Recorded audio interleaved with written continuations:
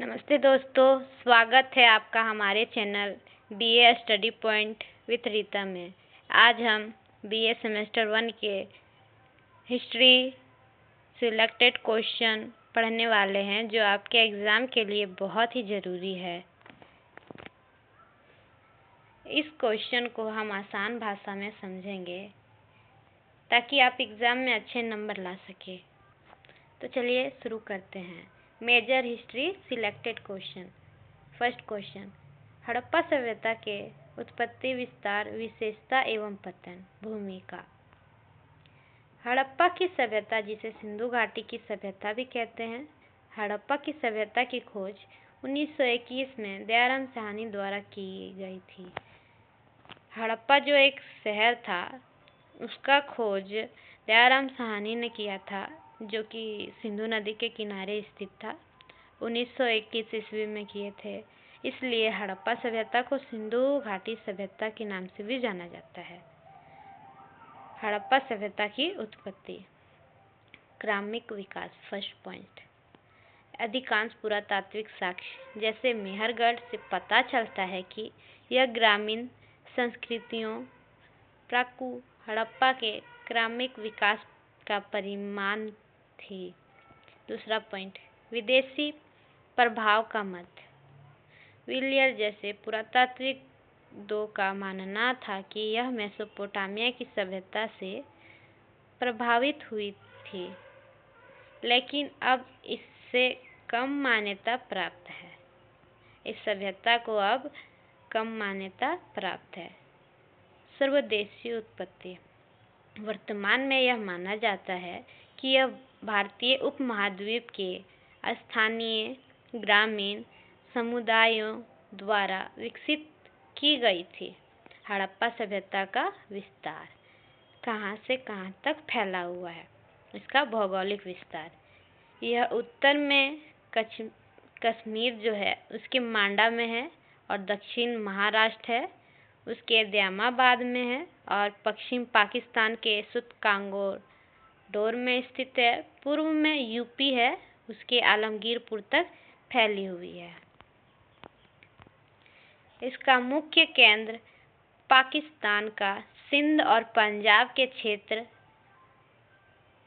के साथ भारत में गुजरात, लोथल, धोलावीरा और राजस्थान कालीबंगा, मतलब गुजरात के लोथल और धोलावीरा में भी है, और राजस्थान का जो कालीबंगा है इसका प्रमुख क्षेत्र है। आकार। इस सभ्यता का कुल भौगोलिक विस्तार एक मोटे तौर पर त्रिभुजाकार है। इसका भौगोलिक क्षेत्रफल जो है वो एक मोटे तौर पे त्रिभुजाकार है, जो कि उसका क्षेत्रफल है 12,99,600 वर्ग किलोमीटर से अधिक माना जाता है। हड़प्पा सभ्यता का पतन। प्राकृतिक आपदाएं। हड़प्पा सभ्यता जो खत्म हुआ, बहुत सारे विद्वानों का मानना है कि प्राकृतिक आपदा आया था। कोई विद्वान बोलते हैं कि जलवायु परिवर्तन हुआ या सूखा आ गया। कोई विद्वान बोलते हैं कि आर्थिक और पारिस्थितिक असंतुलन बढ़ गया। कोई बोलते हैं कि कोई जैसे कोरोना वायरस आया वैसे ही कोई वायरस आ गया जिसकी वजह से हड़प्पा सभ्यता ख़त्म हो गया। लेकिन इसका एक फिक्स ये नहीं बताया गया है कि हड़प्पा सभ्यता जो ख़त्म हुआ उसके पीछे क्या चीज़ था, किस कारण से हड़प्पा सभ्यता ख़त्म हुआ या पतन हो गया उसका। बस सारे विद्वानों का अलग अलग तर्क है, जिसमें पहला है प्राकृतिक आपदाएं। नदियाँ, विशेषकर सिंधु में बार बार आने वाली विनाशकारी बाढ़ और भीषण भूकंपों ने शहरी संरचनाओं को नष्ट कर दिया। पहला।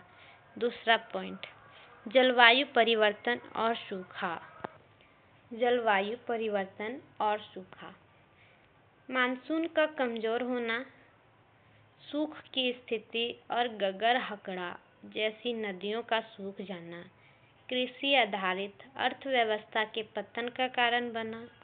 दूसरा पॉइंट, दूसरे विद्वान ने बोला, अब तीसरा विद्वान ने बोला कि आर्थिक और पारिस्थितिक असंतुलन था। अत्यधिक वनों की कटाई कर दिया गया और ईंटें पकाने के लिए संसाधन का अधिक दोहन हुआ, इसलिए हड़प्पा सभ्यता का पतन हो गया। विशेषकर मेसोपोटामिया के साथ में गिरावट ने शहर को कमजोर कर दिया, जिससे हड़प्पा सभ्यता का पतन हो गया। अब और विद्वान आए, उन्होंने बोला कि बाहरी आक्रमण हो सकता है हुआ हो। कुछ विद्वानों का मानना है कि आर्मी या अन्य विदेशी जनजातियों का आक्रमण ने हड़प्पा वासियों को पलायन करने में मजबूर कर दिया। मतलब हड़प्पा जो जगह था उसे छोड़ने पे उन लोग को मजबूर कर दिया गया, कुछ विद्वानों का मानना है। अबर विद्वान जो आए, उनका कहना है कि प्रशासनिक शिथिलता हो, अंतिम चरणों में नगर नियोजन और सफाई व्यवस्था में गिरावट, जैसे कि सड़कों पर घर बनाना शुरू कर दिया, सड़कों पे घर जो बनाने लगा, इसके कारण हड़प्पा सभ्यता का पतन हो गया। ऐसे विद्वानों का अलग अलग तर्क रहा, लेकिन एक निश्चित तर्क नहीं पता चलता अभी तक मिला है, जिससे कि यह पता लगा सके कि हड़प्पा सभ्यता किस कारण से खत्म हुआ या हड़प्पा सभ्यता का पतन किस कारण से हुआ। निष्कर्ष, इस प्रकार कोई भी एक अकेला ऐसा कारण नहीं है जिससे संपूर्ण सभ्यता के विनाश का पता लग सके। मतलब एक अकेला ऐसा कोई कारक नहीं है जिससे हम पूरे सभ्यता, मतलब पूरे हड़प्पा सभ्यता के विनाश या फिर सभ्यता के पतन होने का कारण नहीं बता सकते हैं।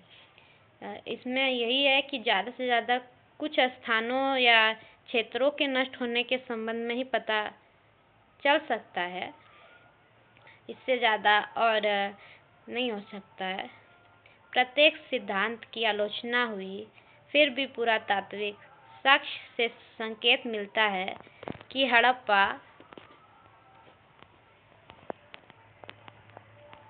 सभ्यता का पतन अचानक नहीं हुआ। मतलब सब कुछ पता लगने के बाद अब ये पता चलता है कि जो हड़प्पा सभ्यता था उसका जो पतन हुआ ना, वो अचानक नहीं हुआ बल्कि धीरे धीरे हुआ, और अंत में यह सभ्यता अनेक सभ्यताओं में घुलती मिलती चली गई। यह क्वेश्चन एग्ज़ाम में बहुत ही इम्पोर्टेंट है, इसे ज़रूर याद कर ले। और ये क्वेश्चन या फिर ये चैनल आपके लिए अच्छा लगे,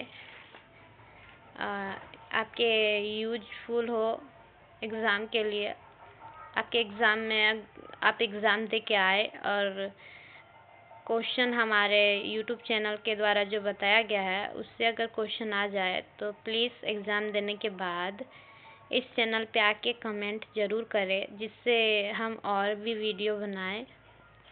मेरे चैनल बताए गए क्वेश्चन आपके एग्ज़ाम में आते हैं या नहीं आते हैं, और वैसे में आप बताइएगा कौन से सब्जेक्ट पे मैं अगला वीडियो बनाऊं। चलिए दूसरा क्वेश्चन शुरू करते हैं। Selected question 2। दूसरा क्वेश्चन, वैदिक सभ्यता के सामाजिक, आर्थिक और राजनीतिक एवं धार्मिक स्थिति। भूमिका। उत्तर वैदिक काल का विकास 1000 ईसा पूर्व से 600 ईसा पूर्व के मध्य हुआ। वैदिक काल को वैदिक काल इसलिए कहा जाता है क्योंकि यह मतलब जो इस काल में वेद लिखे गए थे ना, इसलिए इसे वैदिक काल के नाम से जाना जाता है या वैदिक काल कहते हैं। जैसे ऋग्वेद, सामवेद, यजुर्वेद और अर्थवेद, इस प्रकार इस वैदिक काल कहा जाता है। उत्तर वैदिक काल का सामाजिक स्थिति। वैदिक काल में जनसंख्या और साधनों की वृद्धि के कारण बड़े ग्राम और नगरों का विकास हो रहा था। आर्य और अनार्य रक्त के मिश्रण के कारण सामाजिक जीवन में परिवर्तन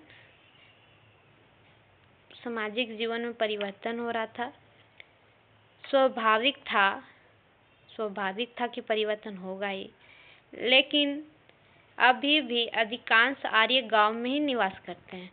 अभी भी जो अधिकांश मतलब अत्यधिक या अधिकांश जो आर्य लोग थे वो गांव में ही निवास करते थे।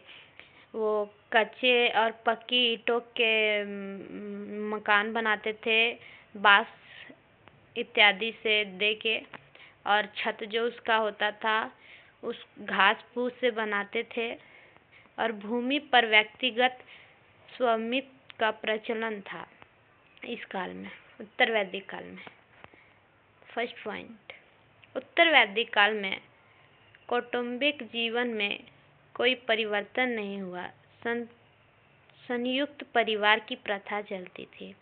उत्तर वैदिक काल में जो था वो संयुक्त परिवार की प्रथा चलती थी। उत्तर वैदिक काल में वर्ण व्यवस्था विकसित हो चुकी थी और धीरे धीरे जाति व्यवस्था का रूप ले रही थी। समाचार भागों में बांटा हुआ था, ब्राह्मण, क्षत्रिय, वैश्य और शूद्र। अगला पॉइंट, साधारणतः स्त्री पुरुष दोनों के लिए विवाह आवश्यक माना जाता था। मतलब उत्तर वैदिक काल में स्त्री हो या पुरुष हो, दोनों के लिए विवाह आवश्यक माना जाता था। जो अविवाहित पुरुष थे, उन्हें जिनका शादी नहीं हुआ था, उन्हें अग्नि यज्ञ जो होता है वो नहीं करने दिया जाता था, और ना ही वह स्वर्ण में प्रवेश पा सकता था। अगला पॉइंट, उत्तर वैदिक काल में समाज में नारियों की स्थिति में परिवर्तन होने लगा। मतलब उत्तर वैदिक काल में जो औरतों का स्थिति था उसमें परिवर्तन होने लगा। उत्तर वैदिक काल में भोजन और वस्त्र में कोई विशेष परिवर्तन नहीं था। उत्तर वैदिक काल जो था उसमें भोजन और वस्त्र में कोई भी परिवर्तन नहीं था, लेकिन इस युग में मांस का सेवन करना बुरा समझा जाता था।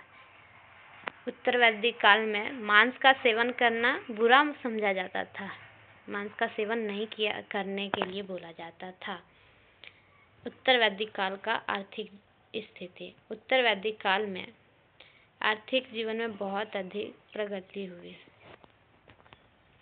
फर्स्ट पॉइंट, उत्तर वैदिक काल में कृषि एवं पशुपालन आर्यों का प्रमुख व्यवस्था था, लेकिन इस काल में कृषि का बहुत अधिक विकास हुआ और इसका महत्व भी बहुत अधिक बढ़ गया।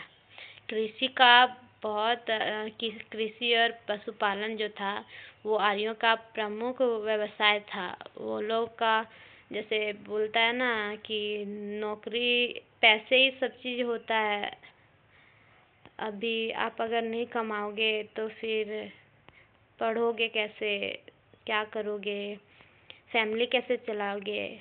आपकी अगर एज हो चुकी है, आप वो एज में जा चुके हो, और जिनके पापा ना हो या फिर कोई फैमिली इश्यूज हो तो प्रॉब्लम तो आती है ना।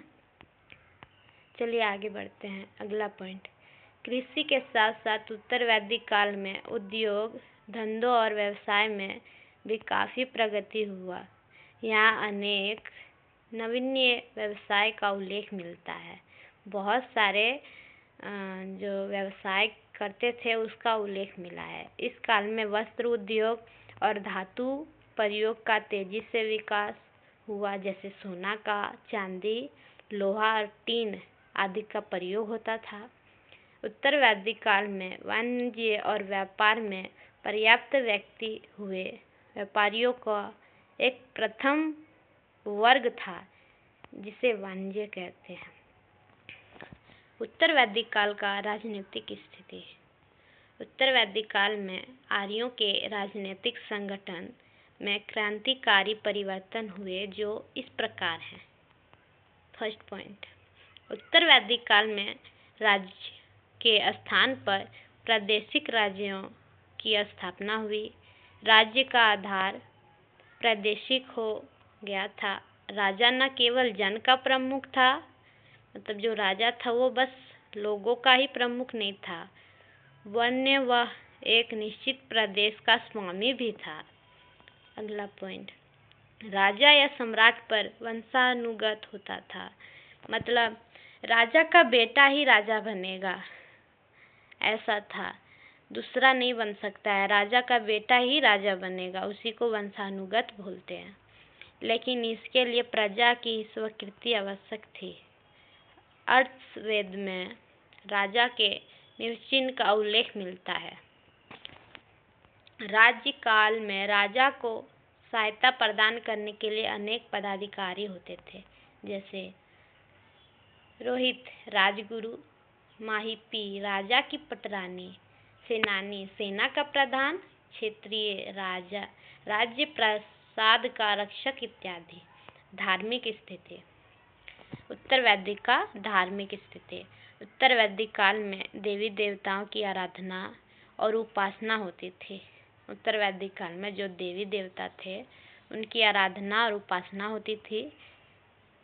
लेकिन इस काल में अनेक देवी देवताओं का जो महत्व था वो कम हो चुका था। उत्तर वैदिक काल में देवताओं का जो और भी देवता थे उनका महत्व कम हो चुका था। अगला पॉइंट, ऋग्वैदिक आर्यों का धार्मिक जीवन बड़ा सरल था, लेकिन उत्तर वैदिक काल में आर्यों का धार्मिक जीवन बहुत कठिन था। जो ऋग्वैदिक काल था, इस काल के आर्यों का जीवन सरल था, लेकिन उत्तर वैदिक काल के आर्यों के लिए ये जीवन कठिन था। इस युग में आगे का महत्व बहुत अधिक बढ़ गया था। धार्मिक कर्मकांडों का विस्तार हुआ। आगे इतने यज्ञ जो थे करवाते थे वो इतने खर्चीले और जटिल हो गया कि साधारण जनता के लिए इन जगहों का अनुष्ठान करवाना संभव नहीं था। ये क्वेश्चन को अच्छे से पढ़ लीजिएगा और याद कर लीजिएगा, ये क्वेश्चन आएगा ही एग्जाम में। लास्ट निष्कर्ष, उपरोक्त कथनों के आधार पर स्पष्ट होता है कि उत्तर वैदिक काल में सामाजिक स्थिति, धार्मिक स्थिति और राजनीतिक स्थिति क्षेत्रों में काफ़ी परिवर्तन देखने को मिला। अगर आपको यह वीडियो पसंद आया हो तो वीडियो को लाइक करें, चैनल को सब्सक्राइब करें और अपने दोस्तों के साथ शेयर करना ना भूलें। ऐसे ही बीए सेमेस्टर 1 के सभी सब्जेक्ट की तैयारी के लिए हमारे चैनल से जुड़े रहें। अगला वीडियो किस टॉपिक पे हो, कौन से सब्जेक्ट पे, कमेंट करें। धन्यवाद।